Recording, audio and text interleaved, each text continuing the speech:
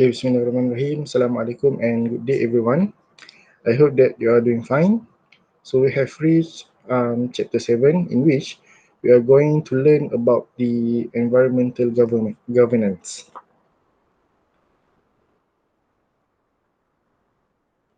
Okay, so first and foremost, what is governance?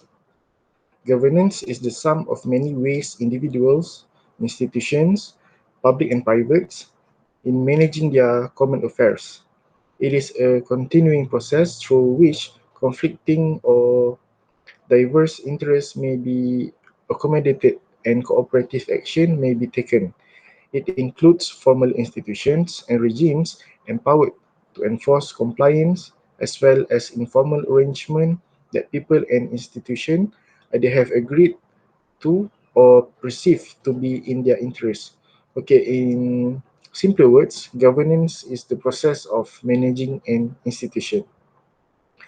So, what are the differences between governance and government? First, government. What is government? Government is kerajaan.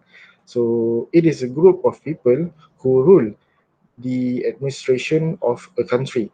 So, mereka adalah a group of people yang diberi mandat oleh rakyat melalui pilihan raya untuk mentadbir urus kerajaan. While governance, as I said earlier, it is a process of managing an institution. So dalam government ada governance. So in order to rule the country well and successfully, a government need a good governance. So governance has its concept to be followed so that an institution can be said as having a good governance. While in the area of environment, a good environmental governance is the ability of the institution or pihak yang berurusan dengan environment in making decision in line with the sustainable development without giving negative impact to the environment, able to preserve the environment. So any decision made by them will take the result or impact toward the nature or environment into consideration.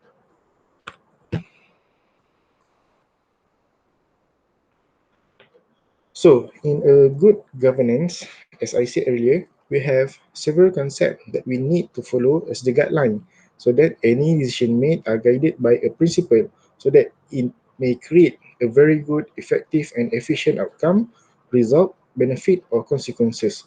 So, we have legitimacy, transparency, accountability, rule of law, responsiveness, and effectiveness. So, the first one is legitimacy. So the institution or group of people need to have their legitimacy or authority. The key word is they are being given power, authority, as well as position by government to exercise their duties. For example, we have Jabatan Perkhidmatan, Jabatan Perhutanan, which diorang ni deal with the preservation environment or nature. So mereka ada punca kuasa yang diberikan oleh kerajaan dalam menjalankan dia duties. Contohnya ada kuasa untuk menahan sesiapa sahaja yang menceroboh hutan simpan, pembalakan haram, menahan pemburu haram and so on. Kiranya dia orang bukan bertindak sesuka hati. That's why if we see any person yang violate the law, kita tak boleh terus take action because we don't have that legitimate power to act. So we will let the authority to act. Kita cuma boleh channel the reports. Okay. The second one is transparency. So, transparency comes from the word transparent. We can see through it. So, in having a good governance, all the decision, activities, program, flow of cash need to be transparent, which means it can be seen by the people or any party. So, how we can see it? Through records, reports, and so on. So, bila kita tak transparent, people akan start question on the decision that they make, how they operate the institution. As for example, the case of management of the zoo negara. So they keep saying that they need fund, duit tak cukup untuk menampung kos-kos haiwan dalam zoo. Sedangkan a lot of fund, a lot of money allocated. But when we track the record, it seems like suspicious. Kita tak tahu where the money go. So that is the example of not having transparency. The third one is accountability. So accountability is an act of being responsible for our act and behavior. As an institution, of course, we do something based on what has been decided. For example, kita ada management of kilang or industry, so kita ada waste, and we decided to buang or dispose the waste to the river. So bila buang waste in the river, pollution occurs.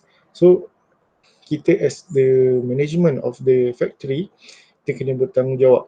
Tak boleh nak lari ke, nak apa ke. For example, contoh di Sungai Kim Kim, the management of the factory nearby yang kena accountable, kena hold the responsibility, and he's the one who can be sued. The fourth one is rule of law. Okay, so law is the supreme principle that should be observed by all government officials and citizens. Any institution, government agency, and other need to follow the rule of law. So we as a citizen pun kena follow the rules of law. For example, we have federal constitution, Perlembagaan Persekutuan. So there is no person above the law. In operating an institution, every decision made should be in line with law. Okay, for example, kalau someone nak buat pembalakan, tak boleh nak sesuka hati tebang pokok sana sini, perlu ada permit. So tak boleh ceroboh tersimpan, tak boleh hire illegal workers and so on. The fifth one is responsiveness. Government or institution need to respond to the demand of the citizen, sebab as a government, kita serve the people, so we need to hear their voice, their demand, and then respond accordingly. So it is not necessarily we need to respond all. We need to respond based on apa yang terbaik. Apart from that, we need to give a channel or opportunity to the people to voice out their opinion or suggestion, so that is how we can respond to them later. The last one is effectiveness. As a government or institution, all decision made or program implemented should be effective. Effective means berkesan. So in order to achieve effectiveness, programs implemented need to be successfully achieved. Effectiveness can also be defined as the ability in minimizing costs and create greater benefit. So the ability of minimizing costs and greater benefit, we can consider it as we are able to achieve an effectiveness.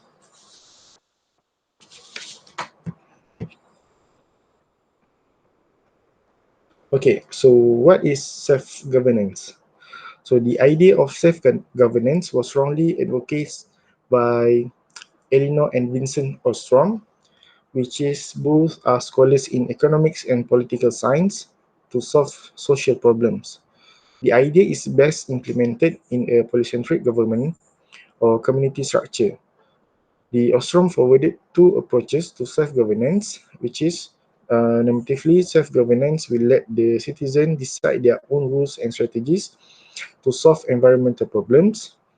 Analytically, in which self-governance can solve problems because people who are nearest to an environmental problem often have more knowledge and incentive to solve it. Self-governing will have people develop their own institution to resolve conflict and facilitate cooperation rather than institutions being forced on them.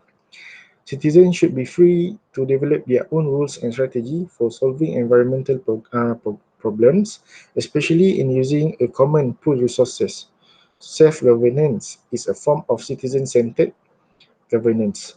So self-governance adalah we as a normal people or laymen develop our institution to resolve conflict. For example, kita tubuhkan NGO and we need to daftar our NGO or institution to ROS. So by having our own institution, we will able to solve the conflict or help the government in solving any conflict ataupun issues arising. However, The institution that we establish need to follow the guidelines stipulated in the governance, such as transparency and so on. So NGO plays an important role in helping the government to solve any disputes, as well as the one who may able to give fast response to the disputes. So our institution are free untuk develop our own rule and strategy. We are free to ada kita punya our own aims, our own members as well as our own fund. Okay. So the purpose of self-governance in a democratic country is to allow free and responsible individuals to find ways to avoid conflict and facilitate cooperation. Centralized government was not necessary for solving environmental problems. Most pressing environmental problems are the tragedy of a commons occurs when a common pool resources is overexploited due to resource either unowned or owned by a large group. So central government, they focus to be issue as it is central. So there are the many procedures and SOP need to be taken, and they might have their red tapes. So when we establish our own self-governing group or institution, we can give fast response. We can cover the place or area that are not covered by the government. So we can also be the group of people which may voice out any recommendation, suggestion, or even dissatisfaction on behalf of the people. For example, kita ada masalah kes denggi dalam kawasan kita. Yes, we can report it to Kementerian Kesihatan to do fogging. But we as people, can we expect the government untuk kemaskan kawasan-kawasan sekitar kita? Or hapuskan tempat pembiakan edis? Tak boleh kan? So by using the self-governance, kita kumpul our people to have a meeting or discussion. We initiate our own program such as gotong royong, okay, untuk hapuskan tempat pembiakan edis. So mudah, we develop our own decision, program, activities and initiative without involving the government. Boleh tak kita solve the problem? Yes, boleh. So, tak perlu government. Kita just buat our own self-governance. Okay, for the ethics of power. The famous phrase of Acton, power tends to corrupt, and absolute power corrupts absolutely. Great men are always bad men. It signifies the tricky balance between power and position, ethics and integrity, in the status and position of influence an individual has. Ethics of power is about directing power to the benefit of common goods. Power and authority are tools of law enforcement that must use judiciously and ethically. So when we have power, we need to control it and use it in a proper way. Power comes with responsibility. In order to exercise the power or authority given to us, we need to be responsible and uphold the ethics of and good virtue of ourselves. We need to be responsible, transparent, ethical, avoid misuse of power, avoid corruption, be firm, and directing the power to the benefit of common good. Most importantly, apa sahaja yang kita buat as the person yang diberi kuasa or authority should not for our own ataupun our self-benefits. So power and authority are tools of law enforcement that must be used ethically. Okay, without power, we cannot do anything.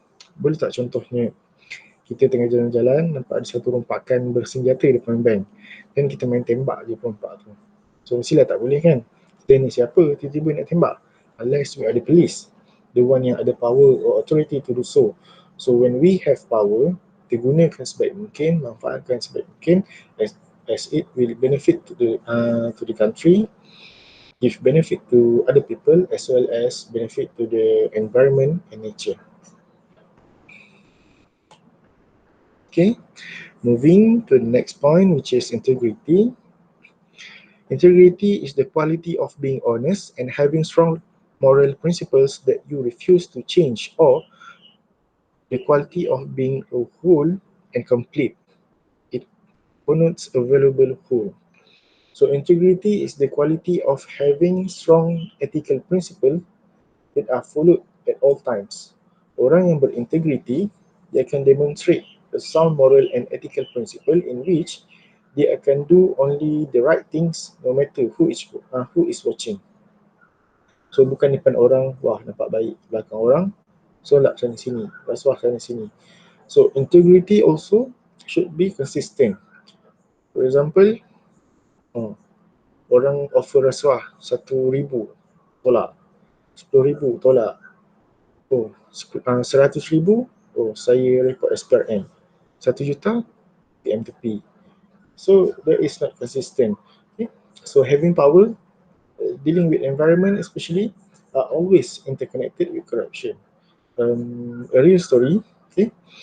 A friend of mine, um, he was a deputy director of Jabatan Perhutanan in one state lah. Dia tak nak mention which state. So he always being offered money untuk benarkan ataupun tak kacau pembalakan haram, and dia even diugut macam-macam kalau tak terima that money or report it. So what he do, he retired sebab dah penat dengan corruption. So corruption can also be an ethical dilemma sebab terima atau tak, both ada its own consequences. Sadly, we need to live in this way of corruption things. Okay, moving to ecological integrity. Ecological integrity takes the notion of Leopold: a thing is right when it tends to preserve the integrity, stability, and beauty of the biotic community. It is wrong when it tends to otherwise. Ecological integrity refers to the ability of the ecosystem to support and maintain ecological process and the diverse community of organisms. Okay. Um, so the ability of an ecological system to support and maintain a community of organisms that has species composition, diversity, and functional organization comparable to those of natural habitats within a region. An ecological system has integrity when its dominant ecological characteristics, such as elements of composition, structure, function, and ecological process, occurs within their natural range of variation and can withstand and recover from most perturbations imposed by natural environment dynamic or human disruptions. So ecological integrity is commonly characterized in terms of the ecological components of composition, structure, and function at multiple levels of hierarchical organization, from species to landscape. Uh, Composition may refer to attributes associated with the species within an ecosystem, such as species richness or evenness, and structure may refer to physical features such as canopy openings or patch size. Function encompass dynamic biotic interaction such as herbivory and predation, or biological process such as primary productivity and abiotic process including hydrological process and fire regimes. Evaluating ecological integrity requires an understanding of the dynamic, spatial, and temporal relationship, links, and interaction among ecosystem components at multiple levels of the ecological hierarchy.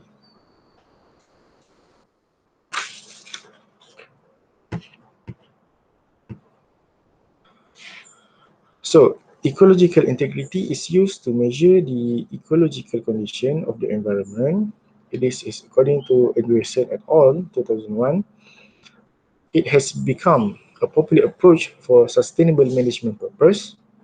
Ecological integrity aims at maintaining the wholesomeness of the biological and ecological aspect of the environment conservation. Ecological integrity becomes a holistic concept and framework focusing on conserving native biodiversity, using natural or historic range as a reference point, and promoting resilience.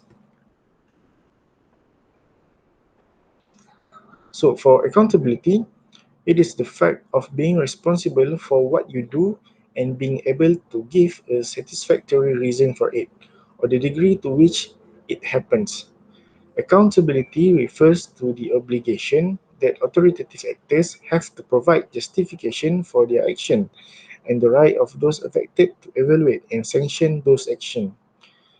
Accountability is a reflection of choices within a relationship of obligation between decision makers and decision takers. So as I mentioned earlier, accountability is being responsible and answerable towards apa yang kita buat. In Malay term, kau buat, kau jawab, kau tanggung. So, tanggungjawab. So, in implementing our duties, we need to be responsible as well as we need to fulfill the function and position we hold. If we fail to fulfill our duties, then we are not accountable. So, when we wanted to do something or making a decision making as a person yang ada power, we need to justify the purposes. We need to justify the action needed to be taken, as well as we need to justify the expected outcomes. Being accountable also requires us to be ready to have a mitigation plan, a risk management plan, so that if any hurdle come, we will able to pass it. Okay. So actors in global governance are assessed in terms of accountability for the decision-making process and the outcome. In order to mitigate the human impact on the environment, so all decisions made need to take the account of the impact towards human as well as to the environment. For example,